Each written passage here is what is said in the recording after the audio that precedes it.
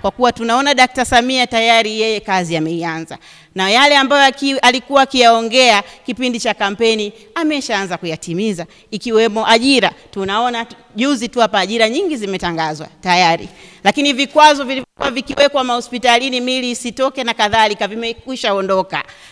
Lakini kama hiyo haitoshi, utaratibu wa bima za afya unaanza hivi karibuni, lakini mikopo ya kina mama hivi karibuni. Sasa sitapenda hizo fursa zitakapoanza watu wangu wawe nyuma. Ninaomba nishauri kupitia viongozi wenu, muhakikishe tunakwenda kutengeneza vikundi vya kina mama vya ujasiriamali, ili na mimi mkanifanyie kazi iwe rahisi. Nitawapambania, lakini tayari tuwe na sisi tumekwisha jitengeneza kwa mfumo wa maendeleo. Vikundi vyetu ni muhimu kuwepo vya kina mama wajasiriamali. Lakini vile vile kuna swala hilo la bima ya afya. Mimi ninawaahidi mchakato huo utakapoanza, mimi nitakuwa bega kwa bega na nyie mama zangu, kwa sababu mimi ni mama, najua changamoto tunazozipitia.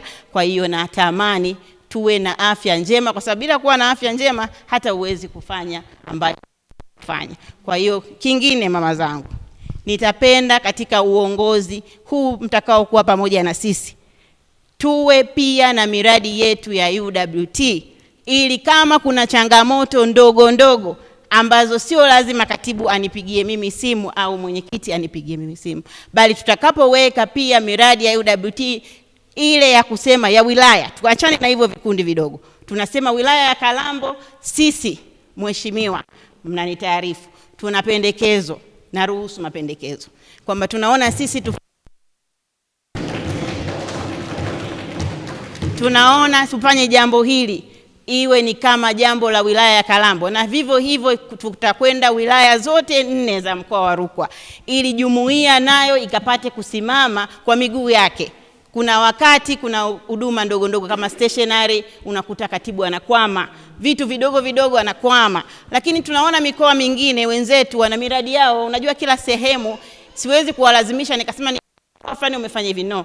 Ninachotaka ni nyie muangalie kulingana na mazingira tulionayo. Je, Kalambo watafanya nini? Je, Nkansi watafanya nini? Je, Sumbawanga vijijini watafanya nini? Je, mjini watafanya nini? Kila watu watakuwa na jambo lao, lakini hilo tutalibeba kama la wilaya, na mimi kama mbunge wenu niko tayari kutoa ushirikiano ili UWT nayo ipate kusimama kimaendeleo kuanzia kwenye wilaya, lakini vile vile tutakuja mpaka mkoa.